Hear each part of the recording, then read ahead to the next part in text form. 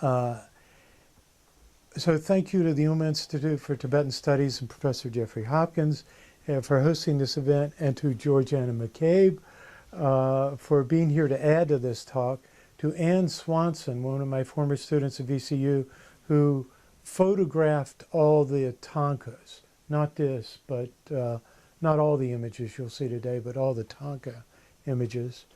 And to Bill McGee for technical assistance, and I would have had on here to Paul Hackett for technical assistance also, except when I prepared this, I didn't know Paul was going to be here. And to all of you for making the effort to be here, because it's I know it's not easy to it requires some effort to get out and do anything, increasingly it seems. So thank you all for making the effort to be here. So why have we gathered here today? Why are we talking about these images? And you see, I mean, all of you know, a year ago now, I think all of you know, a year ago now, I was diagnosed with pancreatic cancer. The diagnosis nobody wants to have, but there it is, bam, in July of 2012. And so I won't go on and on about this, but then in August of 2012, I had the big operation, the Whipple procedure, which involves replumbing some stuff, and survived that for 8 days in the hospital, and then recovered and had radiation treatment and chemotherapy, recovered some more, had more chemotherapy, recovered some more, and then they monitored what's going on with CAT scans and every 2 months. And the last CAT scan I had in July of 13 showed that evidently the pancreas cancer has reappeared and spread. This then puts me in metastatic stage 4. So with the operation group, I was in the 10 to 20% of survivors, which is not sweet, because with breast cancer, for instance, it's like 50%, 50 to 60% survivors. But with pancreatic, even if you're in the best group, 10 to 20%. With the recurring pancreas cancer, I slipped down to the only 6% survive. So, you know, I have declined to take any more chemotherapy because it didn't work, and what days I would have would be miserable. And so, after I told my oncologist, he actually said, after a few minutes, he said, "You know, I think if I were in your shoes, I would make the same decision." It meant a lot to me that he would say that. So to decline the chemotherapy is not to say I choose death rather than more of that crap. It's not that. It's, I mean, in the end, whether one takes more chemotherapy or not, it's still a 6% survival rate for this group. And so I just choose to have better days, even if I have fewer days overall. But as I tell people, I'm not thinking, on the one hand, I'm not buying into the idea that I'm going to die within 3 months. On the other hand, I'm not thinking, I'm going to beat this thing, you know, defiant attitude. I'm just trying to abide in the middle and day by day. I don't know what else to do. That's why we're gathered here today, to talk about these images, because all the images I own that you'll see today will, and some that I don't have photographs of, will come to UMA.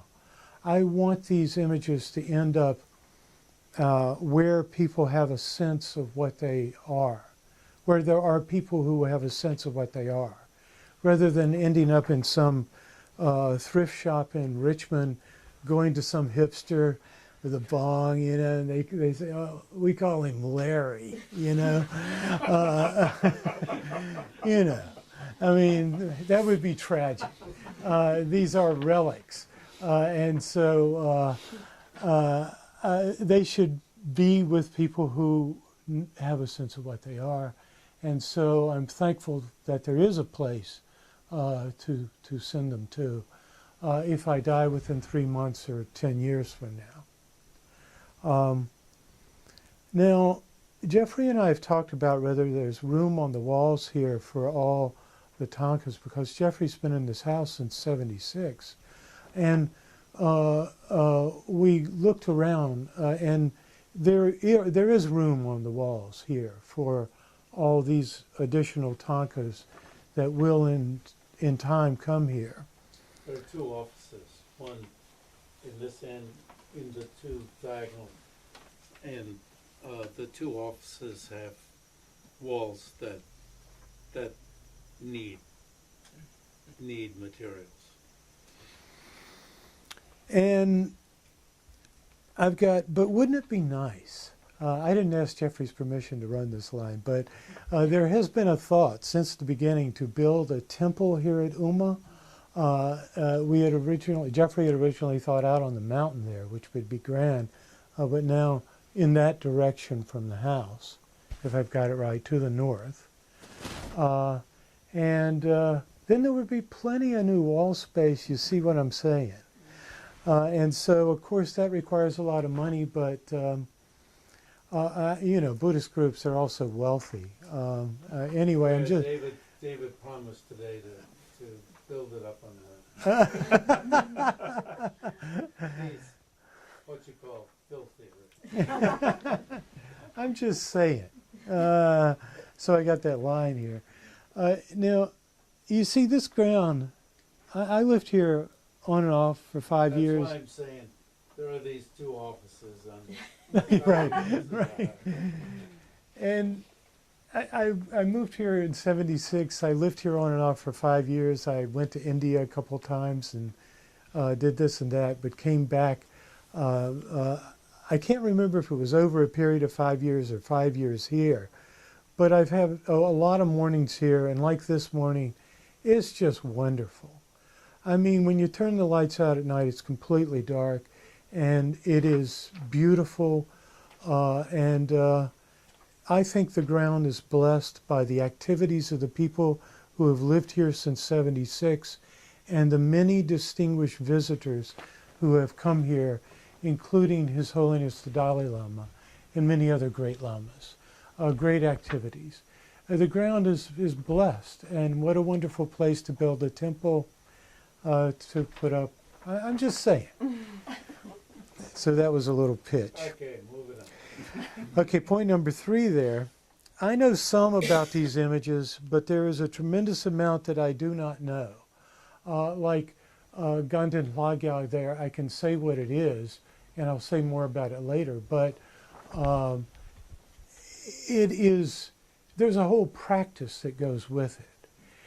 If somebody does the practice, they have a lot to say.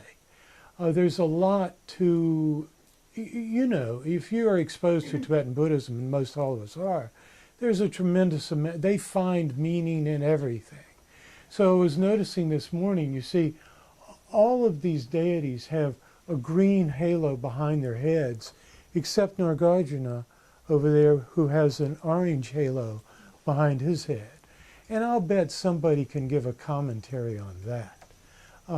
There's tremendous meaning. I know some, I don't know everything. If you know something, please feel free to chime in. Add to it, like a discussion, not just me lecturing. Also, I know a fun game we can play called, let's say, the mantra. Because we all like fun games, right? Let's say the mantra when we look at the deity.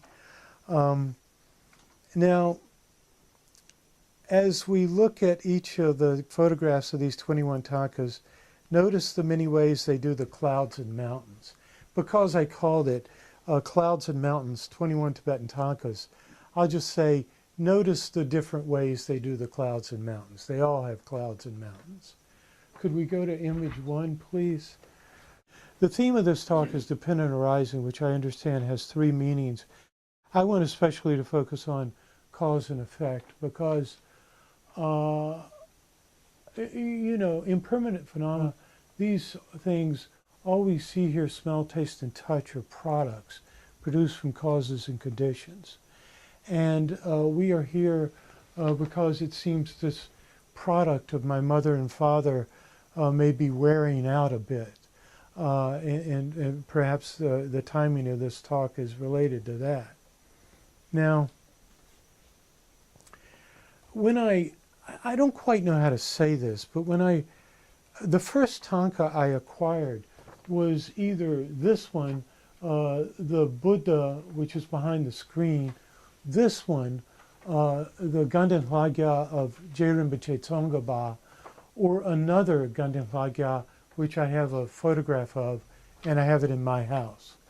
And these were the first Thangkas I acquired in 1979 on the occasion of doing my research work at Drebung Monastery, where I was staying at Losaling College of Drebung Monastery. At that time, Khyentse Yeshe Thupten, who came here and visited in due course, was already former abbot of, no, I think he was still abbot at the time we visited. And in the monastery, everybody has a job, not just to study all the time like a prince, but to do some work. And his job was to do the sewing. He said he knew how to sew the monk's outfit of the gegyu, which had those big shoulders, like women's outfits in the 1980s, with big shoulders. And the gegyu, the discipline commander, so he looked really fierce and made all the little monks obey and go sit and do what they were supposed to do. But he framed that Thangka. He was teaching a younger monk how to do the framing. He framed this Thangka, and he framed the one I have at my home of the Gundam Hagia, the 100 Deities of Toshiba. And so, I don't know. I was 29 years old. I wasn't stupid exactly, but I guess I thought you just go into a shop and buy these things. But I went and met with the Thangka painter, who will be coming up here in a moment, to make the arrangements. I met with. I had to order the brocade, order the silk, arrange for the sewing, and so forth. And then they had to bring in a carpenter to do the stick work. And then I had to work with a metal crafter to make a tube to carry the 3 Thangkas back to America. So every bit of it had to be pieced together. And it helped me to understand something about dependent arising.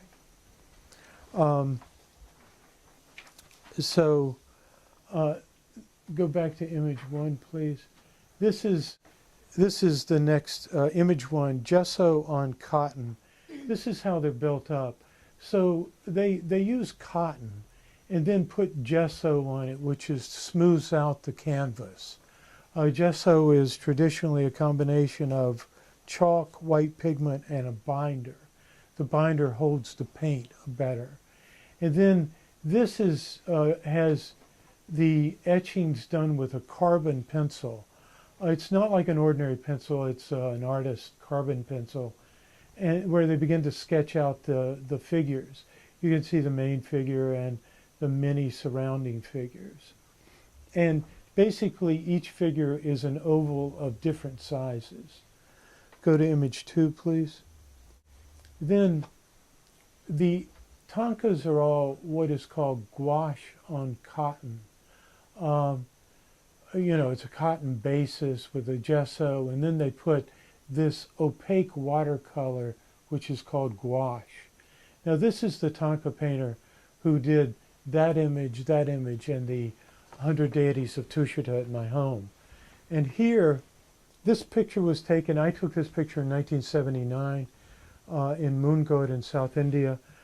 As I remember, his name is Tsering, and he's very skillful and was getting instruction from that Lama from Tibet. He was named Bema Gelsen, I think, a distinguished old Lama, who would tell him no, you have to do this deity this way. Now, this is a repair job. The Thangkas aren't painted like this. You see, it's already framed in the brocade. So we know it's a repair job also because this isn't his normal palette. This is the darker colors. This particular image is the 16 Arhats, which I want to come back to eventually. But 16 Arhats is used for establishing the Dharma. It's an image that, like, if they have this image whenever they are setting up something as a new monastery or whatever. The 16 Arhats. It celebrates an event said to have taken place during the lifetime of the Buddha, when the Buddha sent these 16 Arhats to China. And it shows the Buddha with his two main disciples, 16 Arhats. There's the Hotai type character down there, the four protectors of the four direction, and to the right, and the host of the 16 Arhats in China, it is a total of 23 characters represented in the image. He's doing repair. What happens is sometimes the binder chips off and the paint goes with it. I imagine that's what he's doing. Image 3, please. I'm no art historian, but I thought it would be interesting to give the basics. All of the main figures are done according to the tsikse, to the measurements. And you see, like the Buddha's body is like 2 head lengths. I don't know. I was never instructed on this, but there it is. Everything is done according to measurement. Next image, please. And this is the normal way of painting it. This is Tsering down in Mungot. This is a protector of the Gelugpas. You can see J. Rinpoche, Tsonga at the top. You see, they do this, they stretch it's done on a stretcher when they originally paint the image. It's real taut, put the gesso, carbon pencil in the figures, and then very carefully, and then paint them in. Eventually then they cut it out with a sharp knife, and then it goes to the framing. Next image, please. The last part that gets done is the eyes get painted in. And that is to be done by the actual senior painter. The senior painter might do the tsikse, sketch out the figures on the cloth, on the gesso, and then young people, young painters who are learning will paint in the other parts, but the senior painter does the eyes. Next image, please. Now, I'm just making the point here. This is, observe, then it goes to the framer. So look at that image over there if you can, behind Vicky and Alex. This was what I said was framed by Khyentse Yeshe Thupten, who knew exactly what he was doing. And the framing is not always done beautifully, especially if you are buying them from a shop. But this is done exactly right. There are certain measurements for the framing, the brocade, that are also supposed to be done to protect the image. And then there's a cover. You see the yellow and red that pulls down, and you roll that up in it. Now, one of the arrows is in front there. There are 2 arrows, which are like to protect the image. But we normally just throw the arrows over in the back. The Tibetans don't. And Khyentse Yeshe Thupten told me that that red patch there toward the bottom is like a door for you to enter the Thangka. And that's what's missing on most of the framing you see. And you see it's a little longer at the bottom and so forth. It's done beautifully, just perfectly.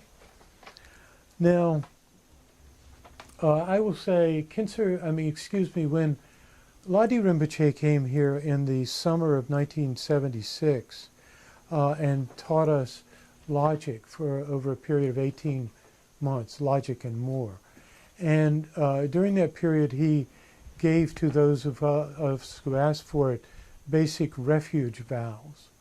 And he said that that you shouldn't say, oh, this deity doesn't look right, no matter what, even if it was done by a complete rookie and just sketched out. He said you should say, oh, well, the painter was probably new, because there's nothing wrong with the deity's body. I mean, it may have not been represented well, and that would have been the fault of the painter, not the fault of the deity. He said that on that day as part of taking the refuge vows. He also said that you shouldn't haggle over the price of an image, because then you're haggling over the body of the deity.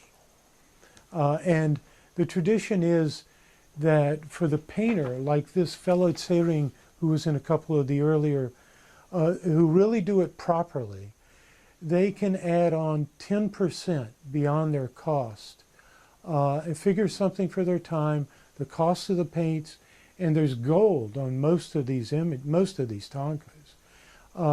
Add on 10%, and that's what is a proper asking price for the Thangka. But if you say, oh, I think, if we place this with a really good auction house, we can probably get $1,700 for it, that's talking about the value of the deity's body. And Ladi Rinpoche told us specifically, don't talk like that.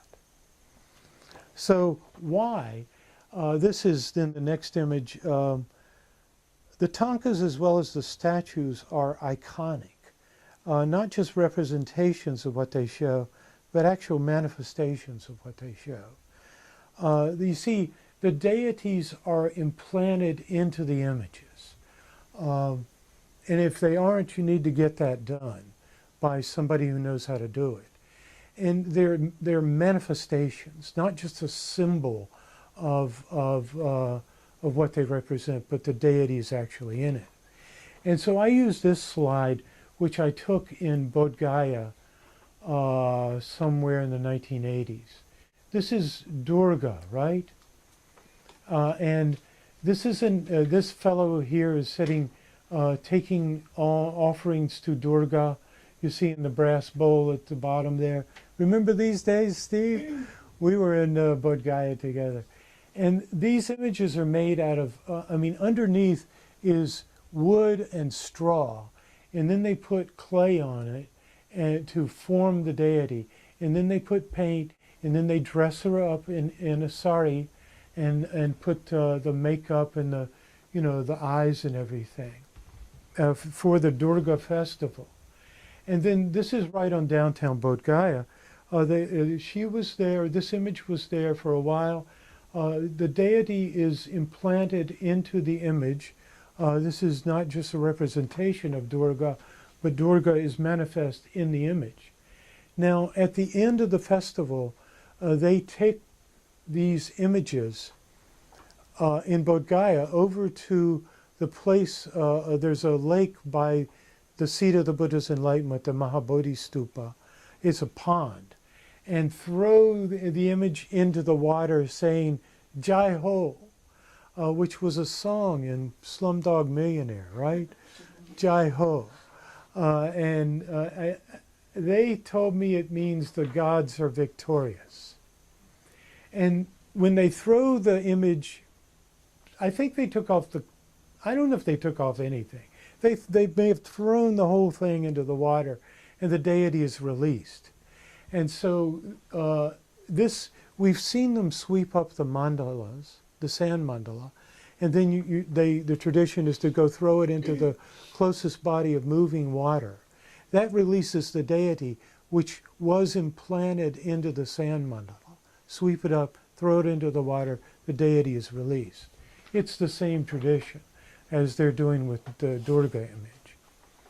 Now, we must never touch these paintings because they are watercolor and they're easily stained. The images themselves will last for hundreds of years, longer than the brocade. And best unrolled, not rolled up, but unrolled like this. And if you get water on them, the deity is released. So never get water on them. Next image, please. We're up to image 7. So this is the Wheel of Life image, which in general I've arranged these images as they're put in my house. But the Wheel of Life image is a reminder of death and impermanence. It is set outside of the entrance into the sacred space. So if we had a roof out there, it could be painted on the outside wall out there, as it is in monasteries in India and Nepal and Tibet. Here we would put it inside that room as a reminder, when you come into this room, as a reminder of death and impermanence. You know, that now is the time to practice, you have an opportunity. The Wheel of Life image is said to be designed by the Buddha himself, and 75-minute lecture here, which I will not give. But anyway, there are plenty of good books like The Meaning of Life from a Buddhist Perspective, which clearly describes this image. I'll just say briefly, you know, as part of my emphasis on dependent arising, I got this Thangka in Kathmandu.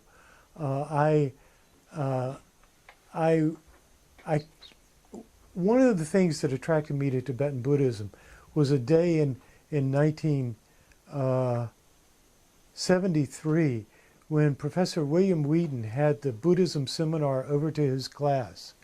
And as part of that, he showed us a small Thangka, as I remember, of a blue deity. It could have been Vajrapani, it could have been Mahakala, I don't know. But it was eye-opening, like splitting the skull open. Like, I mean, and then, I mean, it was the faith of clear delight, if that's the right translation. I was so amazed by it. And so I've always felt great inspiration from seeing these. So I tried to acquire many Thangkas wherever I went. This I found in Kathmandu, and at that time I saw many copies of exactly this. The measurements were exactly the same, but this was the only one that was painted with normal colors.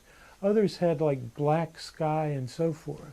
So I bought it in Kathmandu. Next slide, please. Yeah, now this I also bought in Kathmandu, another Wheel of Life image. I think this one was done by hand, whereas the former one was probably, what do you call it when they make, you know, a standard pattern? It's like printed and then filled in. This one I think was done by hand. Also I got this in Bodhanath. So next image, please.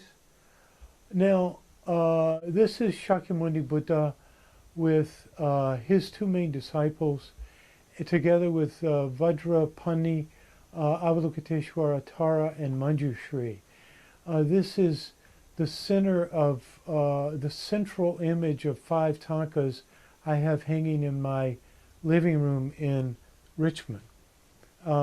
This image and the other 4 that hang with it were done by Sangye Yeshi, a Venerable Sangye Yeshi, a monk of Drepung Losaling, passed away now, but he was the head of the Thangka painting school in Dharamsala. I asked him to do these, and there is a story I'll skip on how I got the right to ask him to do these, because he's a very important fellow. Notice that with every one of these Thangkas, there's an offering table. You see right at the base, the Buddha sits on a blue lotus, and then the offering table. There's offerings for eye, ear, nose, tongue, and body. And then they added some more down here below Vajrapani. And then fabulous clouds and mountains. These are geysers. You see, that's what that's steam coming up out of them. Okay, next slide, please. A close-up on the offering tables. This is a detail of the image of Avalokiteshvara, the physical manifestation of the compassion of all the Buddhas. And I chose this one because it shows very clearly offerings for eye. You see that bottom pile of offerings, there's a mirror on top. Offering for the eye. Ear, there's symbols, those two round things below the mirror. Eye, ear, nose. That conch shell or the blue stuff is actually incense. And then tongue, that's like a fruit opposite on the left. And then the offering for the skin are the scarves, like the white kata, and you see the red and white kata offering up here. And then those round things are bags of jewels. Notice that all the deities sit on or stand on lotuses, and they are standing on disk of sun and moon. The sun and moon the sun represents wisdom, the moon represents compassion. And then you can see that it's done, back to the former image, please. There's a sun and moon at the top. The moon is on our left, to the right of the central Buddha, and the sun is on our right to the left of the central Buddha. And so everything is done from the point of view, not our point of view of right and left. I mean, why am I saying this? Right is associated with method, left is associated with wisdom. So it's done from the point of view of the Buddha, not from our point of view. Wisdom should be on our left, but it's on his left. And his main disciple associated with wisdom, Shariputra, is to the left of the Buddha on our right. And Moggallana, more associated with method, is on our left to the right of the Buddha. So it's done from the perspective of the deity, not our perspective. Okay, let's skip the next one and go one more. Then accompanying this central image, you see, in '79 I had the image done with Buddha, Avalokiteshvara, Manjushri, and Vajrapani, physical manifestations of the power, compassion, and wisdom of the Buddhas. But when I had this one done in the mid-'80s, I had become less sexist. And so I thought, well, we need to add Tara in here. And I'll claim that was the reason. But Tara is often added. Anyway, I have them hanging 5 with the Buddha in the middle, 2 on that side and 2 on that side. And so Tara, this is Dromage, the 8 Taras. And she is associated with long life, health, and overcoming frights. If you look closely at this, you can see like there's fire. She overcomes fear of fire. That's to the right of where go to our right. Fire, and then overcoming drowning, overcoming demons, overcoming a frightful elephant, and so forth. She helps us overcome frights.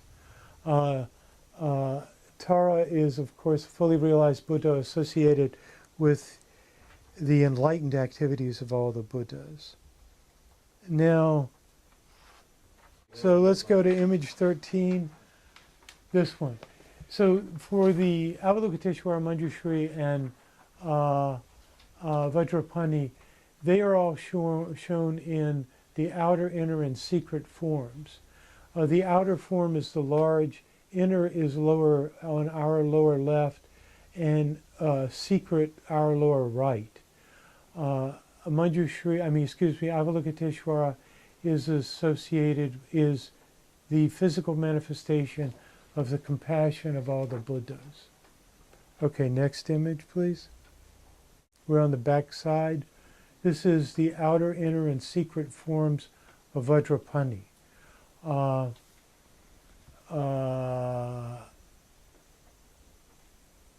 Yeah, that's enough to say. And then next image, please. Outer, inner, and secret forms of Manjushri. Vajrapani is the physical manifestation of the power of all the Buddhas. Manjushri is the physical manifestation of the wisdom of all the Buddhas, outer, inner, and secret forms. The inner and secret here are both shown Yabyum in union. Next image, please. Now, this is we're up to image 15, Life of the Buddha, Thangka 8.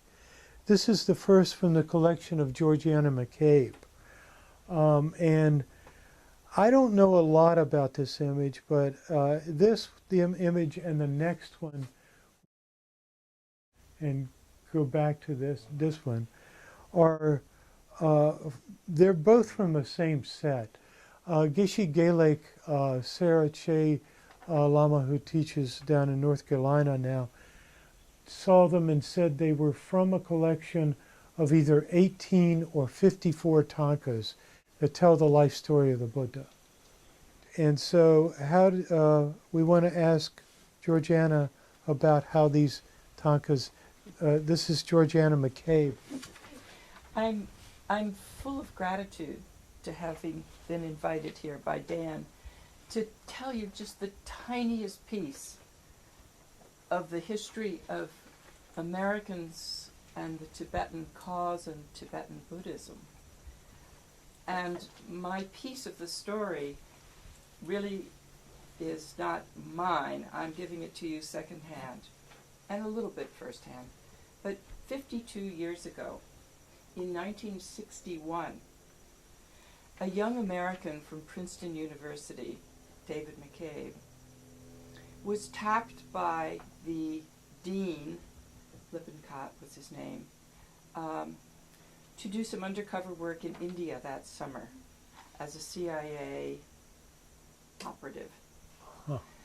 He happened to be, David, in love with the stepdaughter of this dean. Her name was Nina Lapsley, and she was going to Darjeeling for a junior year abroad with her roommate Hope Cook from Sarah Lawrence.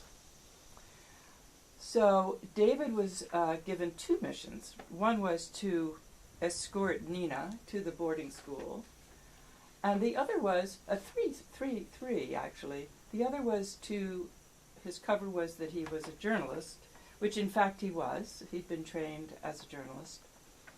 And then the third one was to keep his eyes open and notice everything that was happening that might have to do with the Indian military.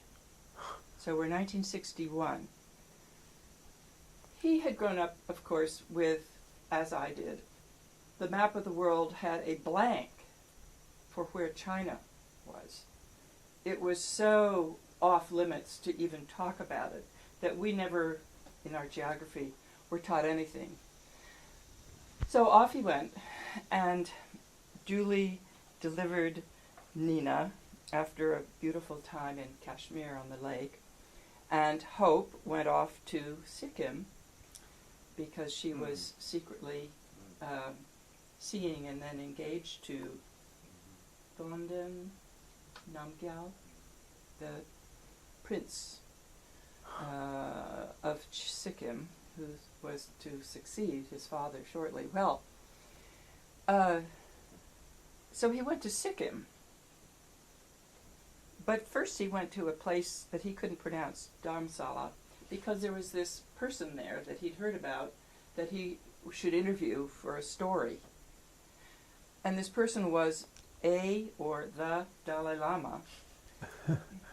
What was that, or who was that? He had no clue, nor did most of us Americans in those days.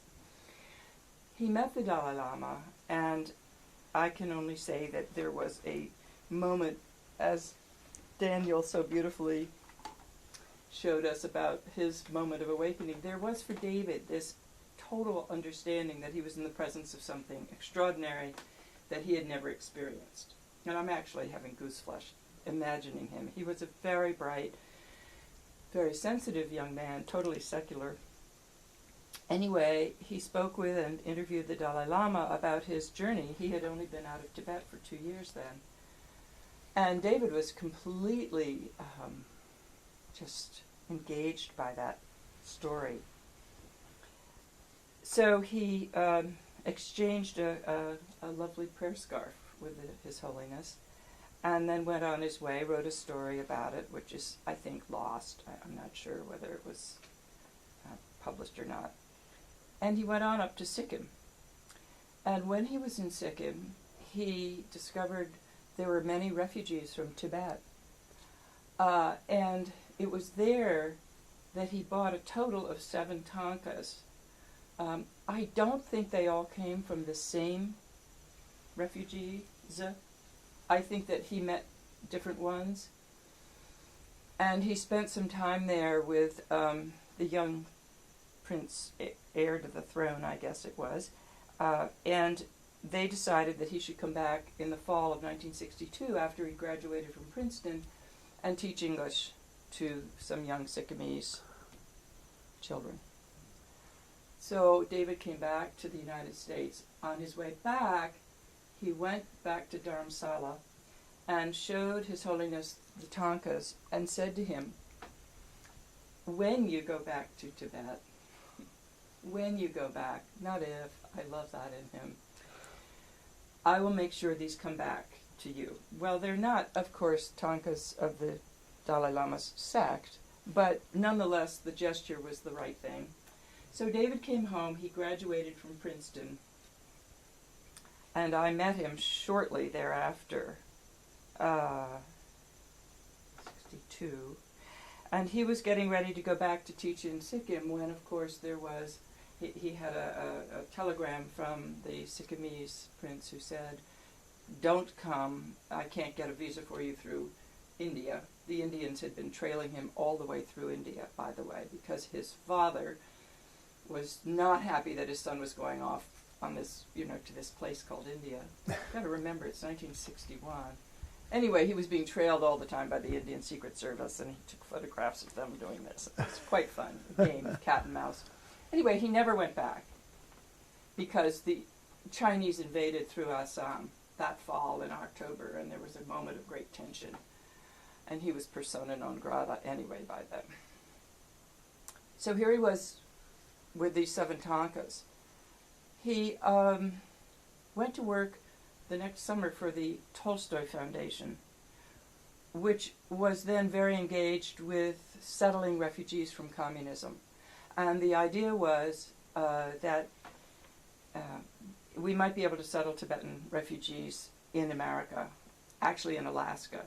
So he spent the summer of 1963 in Alaska talking to government people and looking to see if there was any possibility. And what happened in 1963? There was the huge earthquake, which destroyed Fairbanks, pretty much. Certainly destroyed any possibility of Tibetans coming to the United States at that time. By then, he'd become we had both become friends with Ilya Tolstoy, who was probably the grandson of the writer.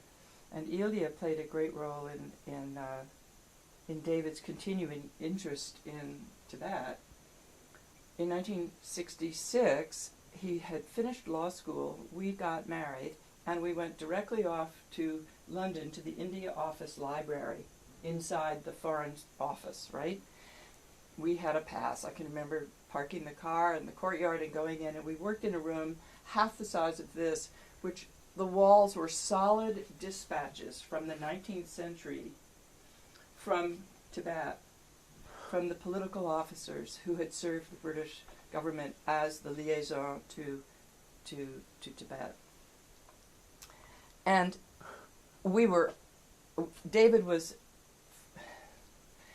Columbia had given him a small grant to write a monograph about Tibetan independence.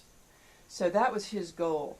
And so he was reading about political history about Tibet, and I was reading the most wonderful social history about the young Tibetans who were first sent to Eton and Harrow, and what they had to take with them, and how they all ended up at tops of their class, totally beyond the British.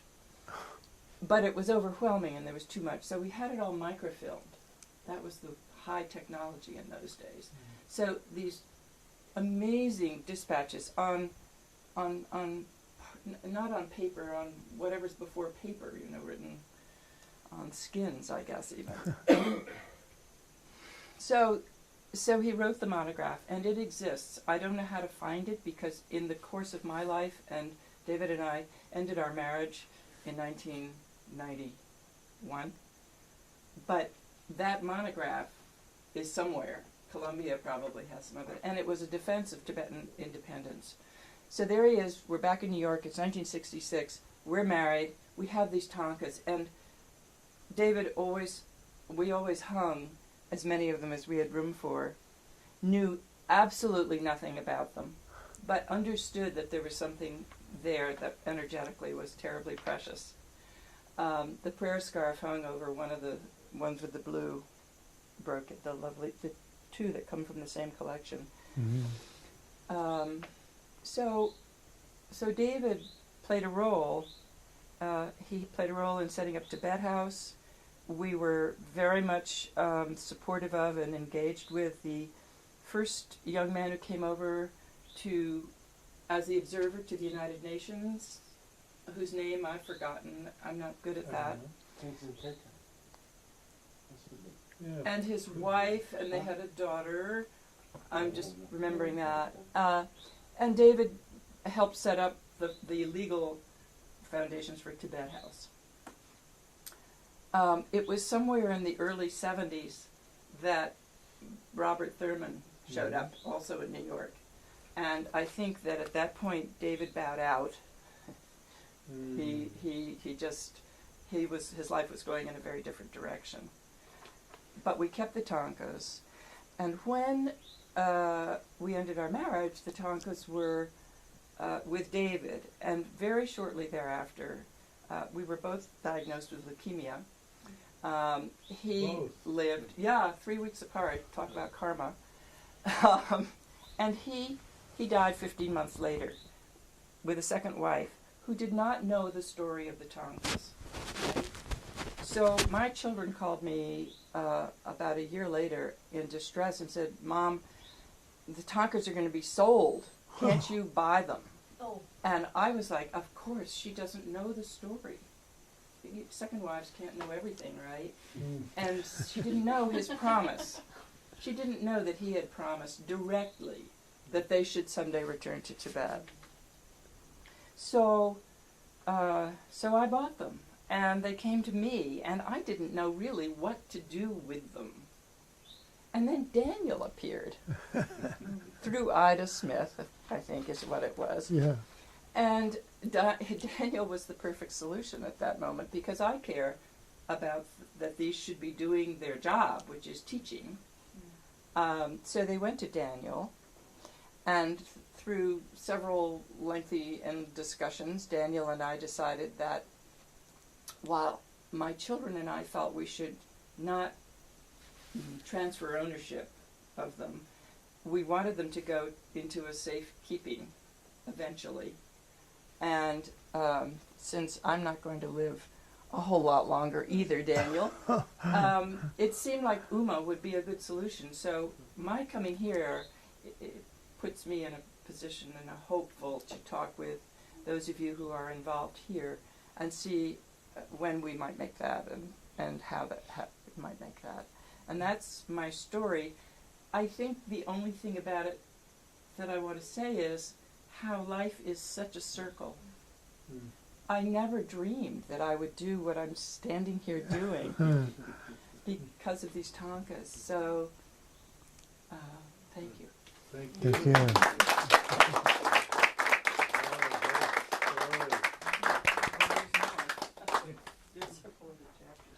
Okay.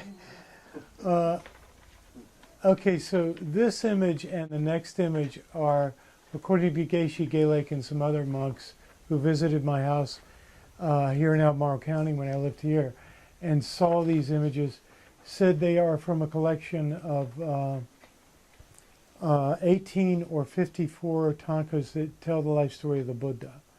Can we zoom in on you see there's some places where these are rich images. Still can't read the Tibetan. But, well, the Tibetan is written in gold. And I think that the Buddha, is there in the center, right? But also is this fellow in blue who appears in many scenes.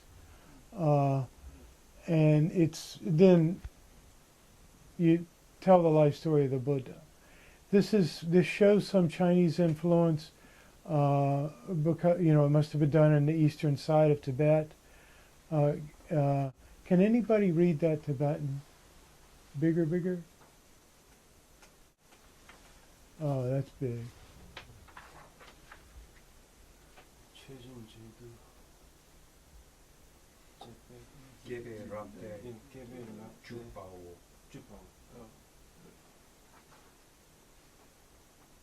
Okay. Then these are very special images, as Georgiana has indicated. I guess I went to the Rubin Museum in New York City, and they had some images that looked similar. And they gave a date of something like the time of the American Revolution for the creation of those images. I think it's possible that these images also, these two, this and the next Buddha, date from that era. This is the next image, so this is the first. One thing that's really very different about these images from everything in this room and all the others is these are done with stone paints. So all the blue is ground up lapis lazuli, made into a type of gouache, with, and the green I imagine is malachite. The gold is certainly gold, but they still use gold. But these are stone pigments, not acrylic or modern paints. And that's one thing that's really distinct about these particular images. Show the next image, please.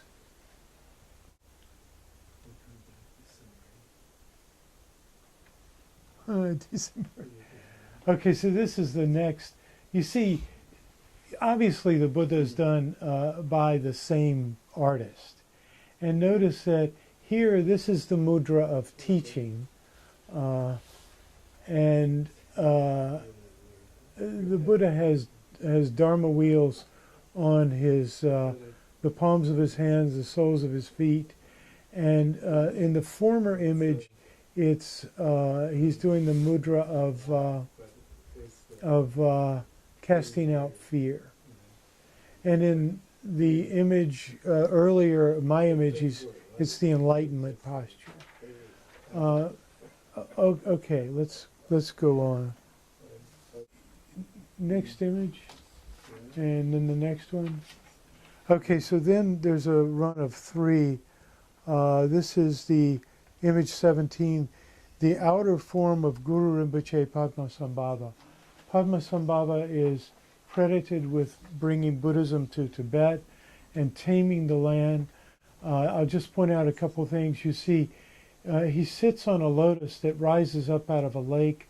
That lake, he is Padmasambhava, born on a lotus, from a lotus.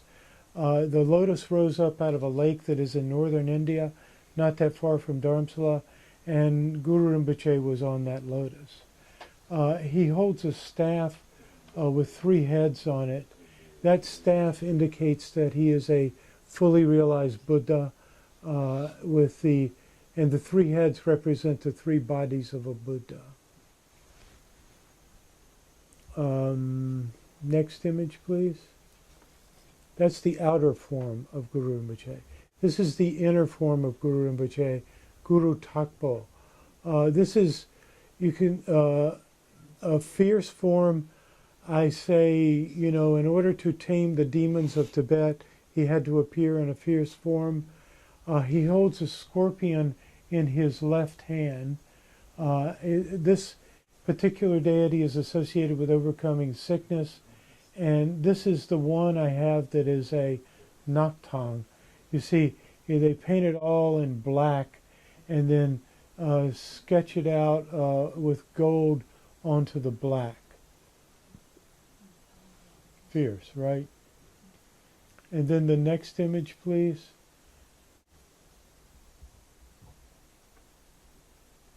This is the secret form of Guru Rinpoche. This is Senamukha, actually a yogini, a female deity, with the with the staff. I don't know what else, if anything, shows that this is Guru Rinpoche. That's what I was told. And these clouds are particularly zany. Look at that. I mean, I don't know. And so Sena is lion, Mukha is head or face, so the lion-faced one. Would you enlarge it, Jumbo? Yes.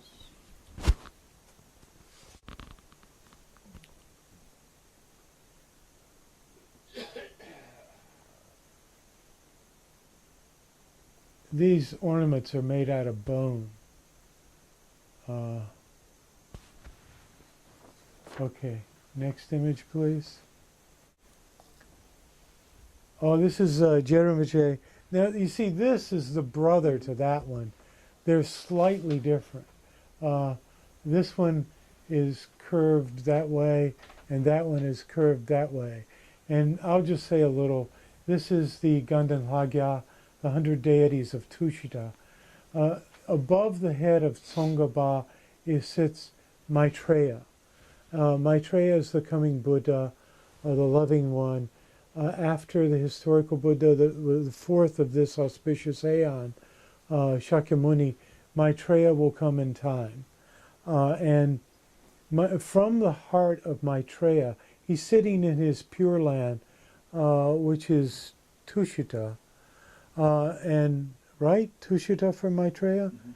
And from his heart comes this cloud, and step back out a little bit. And in this cloud is Tsonga, the founder of the Gelugpa order of Tibetan Buddhism, with his two main disciples, Kedrup and Gelsap. They're hanging in the clouds and go down to the bottom. Then there are three Buddhist protectors protecting Jatin Rinpoche. This thing over here in the water on our left side is the world system. That's Mount Meru in the middle with Brahma sitting in that mansion. And over here on the right, there's a monastery, and down here is you, the practitioner of Gundam Hagia, making offerings to Jatin Rinpoche Tsonga. Would you enlarge in on that? Yes. That's you, or the practitioner of the one who's doing the practice. And then you can see Brahma over sitting in the mansion in the first in the formless, no, not formless, but in the form realm. Where? He's in that mansion at the top of the blue. That's Brahma. See, he's sitting in that house. I don't see him. Oh, there is. Oh, I see. Yeah. And then out here are the continents, the major continents and subcontinents. So that's the world system. And you see, it's an offering of the world to Tsonga, and over here, would you move it that way a little bit? You see the practitioner, a little bit more. The practitioner is holding a mandala, which represents the world system, which he is offering to Jatin Rinpoche. So next image, please. This is Vajrayogini. She stands on, her ground is like the Star of David with two inverted equilateral triangles. And she's a wrathful deity adorned with a rosary, a necklace of skulls. And has the three, you see the three heads on a stick. She's a fully realized Buddha. She drinks ambrosia from a skull bowl. Next image, please. This is white Tara. This is an applique, I put in quotes, because it's not really an applique. It's like this one here. I think it's pieces of cloth that are glued together, that are glued side by side, like this one was done. That image over there behind Paul Hackett of, we think, Vajradhara is an actual applique which is sewn together like a quilt. White Tara has, let's look at the next image. This is from the collection of Georgiana McCabe, also white Tara, with many, many green Taras and one Vajrapani.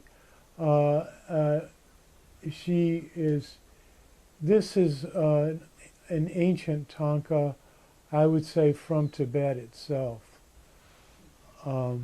Let's look at white Tara again just a moment. See, she has 7 eyes, 3 on her head, 1 in each of the palms of her hand, and 1 on the soles, each of the soles of her feet. Next image, please. This is green Tara in Sukhavati. Above her head is Amitabha, and his pure land is called Sukhavati, pure bliss. And you can tell it's a pure land because it's like a mansion, and there she is. And down below her, there's that tile work and kids swimming in the pool, and there's a gate. You see, the doors are open for us to go into the Pure Land. And then these deities are put together with, that's Vaishravana, associated with wealth, Avalokiteshvara, Manjushri, Vajrapani, and white Tara, alongside with green Tara in the house of Amitabha. And since I don't know, I won't say who is standing left and right. Next image, please. This is Avalokiteshvara from the collection of Georgiana McCabe. It's a small Thangka, very beautiful. I would say definitely from Tibet. We've got 1 or 2 coming up that may be from Bhutan. And I've just learned today that the images were acquired in Sikkim. So they could have been done in Sikkim also. But the main deity here is Avalokiteshvara, the Buddha of compassion. And then white Tara, green Tara in attendance. And then this is like a Pure Land scene again. All these, there's Brahma over on the far left making offerings. And all these characters playing instruments, they're having a great time. And again, I'm saying it's a Pure Land because it's like a mansion. Next image, please. And this is also from the collection of Georgiana McCabe. You can tell the quality of the paints is it's mineral pigment. This is what I call the larger Avalokiteshvara. These are Gelugpa lamas, so actually these are, these 2 figures at the top are Gelugpa lamas, but you can buy, I think, the yellow hats, although which ones they are, I can't say. That may be Tsonga himself, with the sword on a lotus and a text on the other lotus. I don't know. And green Amoghasiddhi over here. Let's step back, zoom out. Avalokiteshvara is shown down at the bottom with Manjushri and Vajrapani, the physical manifestation of the wisdom and power of the Buddhas. Those 3 are a group Riksum Gumbo Sum, the three protectors of the three lineages associated with, especially with the action tantras. That might be a Tisha because Yeah, there's this is people the in last. Which one? Looks like this is the last image. Oh, top left could be Atisha.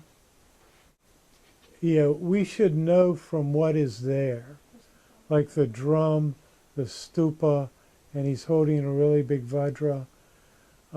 We would know if we knew more. But it could be Atisha. I do happen to know that when the flaps are turned that way, that means at the time of the painting, the figure represented had passed away, could no longer hear. Yeah. But when the flaps are turned back, at the time the painting was made, the figure represented was still alive. So you can see some with, like the 14th Dalai Lama, the flaps are turned back so he can still hear us. Go to the next image, please. Now this is Vaishravana, who many times I introduced as Betse, but that isn't right.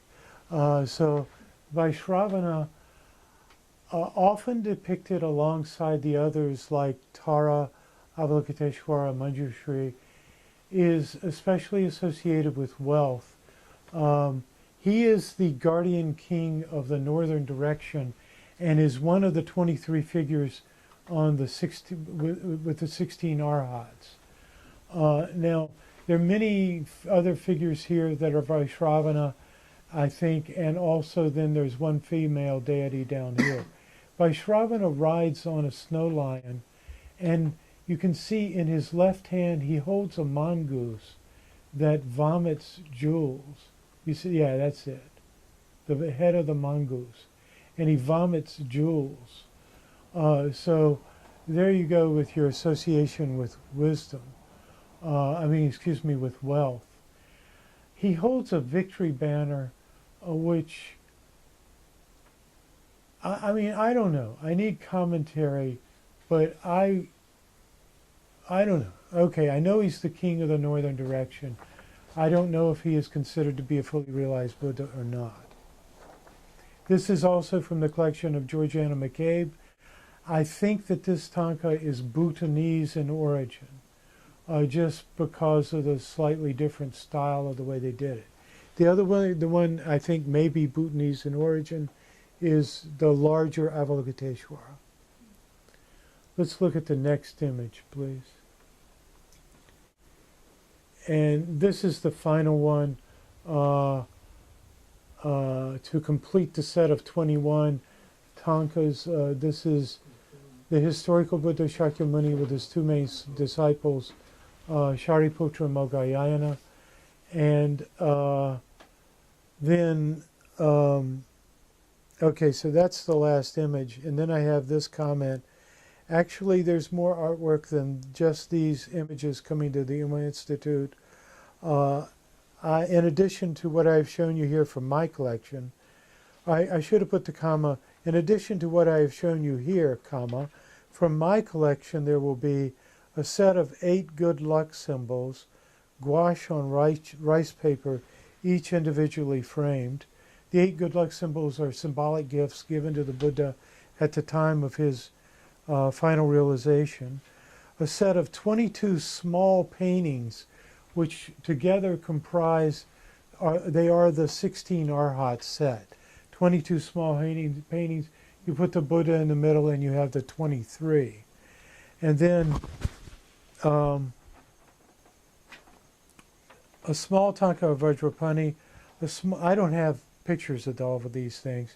A small painting explaining the process of developing calm abiding, which Steve Weinberger gave me in India. And several statues, including Shakyamuni Buddha, Tara, Manjushri, and Guru Rinpoche. Okay. So now, thank you, and thank you for coming.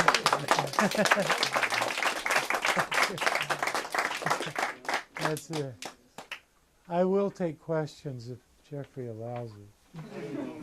I think it's time for lunch upstairs. It's 12:35. And Question him over lunch. we can Yeah. question over lunch and get to know each other more upstairs. Okay. Somebody just arrived. Yes. Hey, thank you. Thank you. My pleasure. Glad to be here to do it.